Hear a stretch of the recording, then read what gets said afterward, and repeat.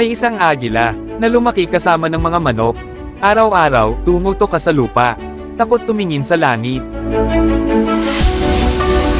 Isang araw, nakita niya ang isang agila, na malayang lumilipad sa himpapawid. Tinanong niya ang inang manok, "Pwede ba akong maging ganyan?"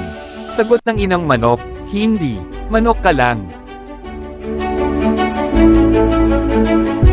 Pero may bulong sa puso niya. Hindi ito ang totoo mong kauri." Kaya isang araw, sinubukan niyang ibuka ang pakpak.